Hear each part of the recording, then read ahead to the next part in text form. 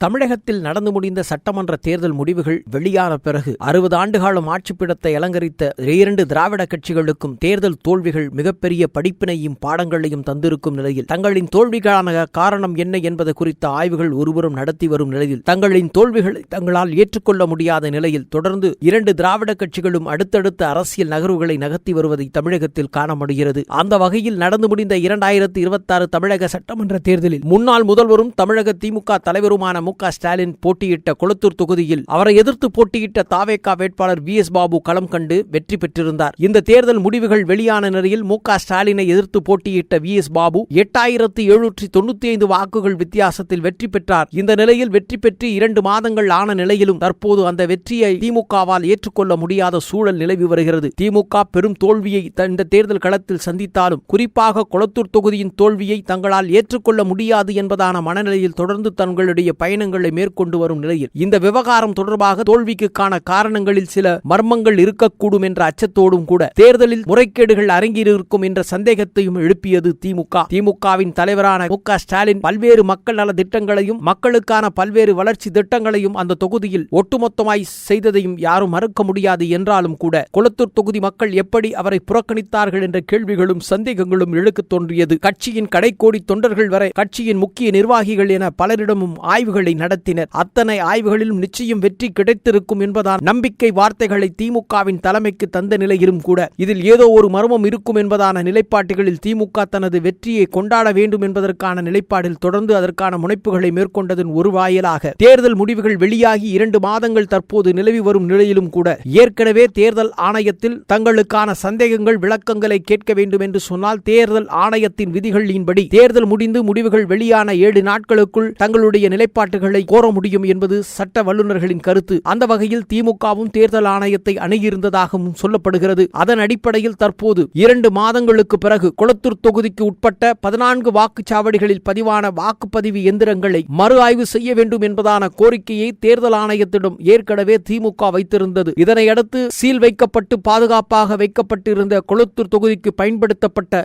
மின்னணு வாக்குப்பதிவு எந்திரங்களை கடந்த 29ஆம் தேதி முதல் ஆய்வு செய்யப்பட்டது. நாள் ஒன்றுக்கு 2 என்பதான நிலைப்பாடுகள் 7 நாட்களுக்கு இந்த தொடர் ஆய்வுகள் நடத்தப்பட்டு வரும் நிலையில் இந்த ஆய்வுகள் முறையாக நடத்தப்படுகிறதா என்பதை உறுதி செய்யும் வண்ணமாக மாநகராட்சி ஆணையரும் தேர்தல் அதிகாரி என்பதான நிலையில் மாநகராட்சி ஆணையர் சமீரன் தலைமையில் EVM எந்திரங்கள் திறக்கப்பட்டு ஆய்வுகள் செய்யப்பட்டு வருகிறது. இந்த ஆய்வுகள் நடத்தும் இடத்தில் திமுகவினுடைய முகவர்கள் மற்றும் முக்கிய பிரமுகர்களுக்கும் சில பேருக்கு தேர்தல் ஆணையம் அனுமதி வழங்கி இருக்கிறது. அது மட்டும் அல்லாமல் அவரை எதிர்த்து போட்டியிட்டு வெற்றி பெற்றிருக்கக்கூடிய தாவேகா வேட்பாளரின் சார்பிலும் முகவர்கள் சென்று பார்வையிடுவதற்கும் நேர்மையான நியாயமான முறையில் அதன் உண்மைத்தன்மைகளை அறிந்து கொள்வதற்கான ஏற்பாடுகளை திட்டமிட்டபடி தேர்தல் ஆணையம் சென்னை மாநகராட்சி நிர்வாகத்தின் சார்பில் ஏற்பாடு செய்யப்பட்டிருந்தது. அந்த நிலையில் அதிகாரிகள் அந்த ஆய்வுகளை மேற்கொண்டிருக்கும் இந்த நிலையில் திமுக சார்பில் மூத்த வழக்கறிஞர் NR இளங்கோவன் உள்ளிட்டவரும் தாவேகா சார்பில் VS பாபுவின் பிரதிநிதிகளும் வழக்கறிஞர்களும் பங்கேற்றுக் கொண்டிருந்தனர்.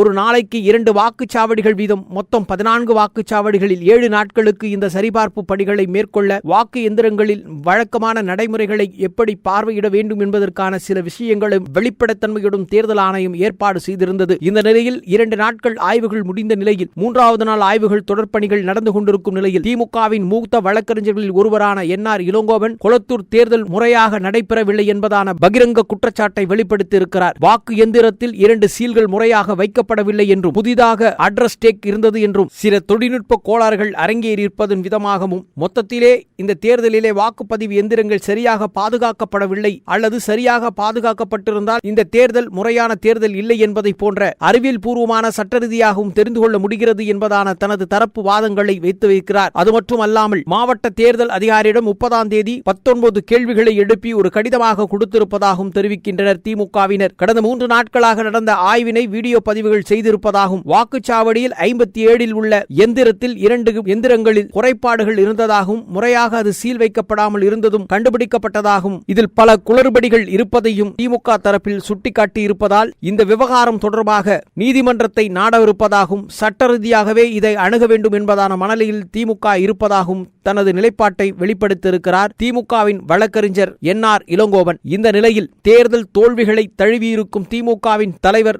ஸ்டாலினின் வெற்றியை எப்படியாவது மீண்டும் கொண்டாடிவிட வேண்டும் இலக்குகளோடு தனது நியாயமான உரிமைக்கான குரலாக ஒலித்துக் கொண்டிருந்தாலும் கூட 8000க்கும் மேற்பட்ட வாக்குகள் தொகுதிகளில் வெற்றி பெற்று தாவேகாவின் வேட்பாளர் VS பாபு தற்போது தனது வழக்கமான சட்டமன்ற பணிகளை மேற்கொண்டிருக்கும் நிலையில் இந்த மறு ஆய்வு விவகாரம் என்பது எப்படிப்பட்ட அணுகுமுறையும் 7 நாட்களுக்கு பிறகு அது உறுதி செய்யப்பட இருக்கிறது என்பதான கேள்விகளும் கொளத்தூர் தொகுதியில் மட்டுமல்ல தமிழகத்தில் நடந்து முடிந்த 234 தொகுதிகளிலும் இந்த எந்திர கோளாறுகளின் பிரதிபலிப்பை உண்மைத்தன்மை இருந்ததா என்பதான பல கேள்விகளுக்கும் விடையளிக்கப் போவது கொளத்தூர் தொகுதியில் அடுத்த கட்டமாக அறிவிக்கப்படும் பகிரங்கமான முடிவுகளை பொறுத்துதான் என்பதான எதிர்நோக்குகள் அரசியல் நோக்கர்களால் உற்று நோக்கப்படுகிறது. எப்படி இருந்தாலும் திமுகவின் தலைவர் தோல்வி என்பதான நிலை என்பதை ஏற்றுக்கொள்ள முடியாமல் தொடர்ந்து சட்ட ரீதியான அணுகுமுறையிலும் கையாளப் போவதாகவும் திமுக தரப்பில் ஒருபுறம் சொல்லிக் கொண்டிருக்கும் நிலையில் என்ன முடிவுகள் வெளியாகப் போகிறது என்பதான எதிர்பார்ப்புகள் அனைவரின் கவனத்தையும் ஈர்த்திருக்கிறது. இந்த நிலையில் தேர்தல் ஆணையரும் சென்னை மாநகராட்சியின் ஆணையருமாக பொறுப்பேற்றிருக்கக்கூடிய சமீரன் உச்சநீதிமன்றம் கொடுத்த ஆணையின்படி தேர்தல் ஆணையம்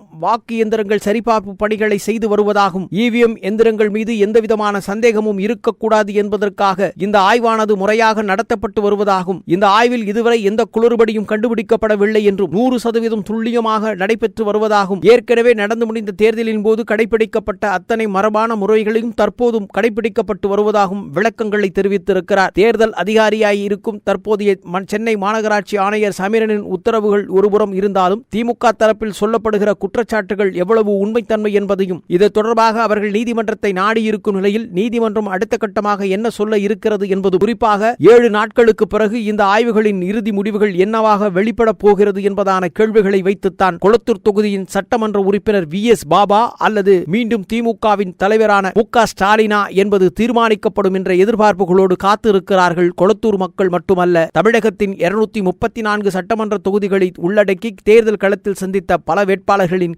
ஆவலின் குரலாகும் இந்த தொகுதி உற்று நோக்கி பார்க்கப்பட்டு வருகிறது.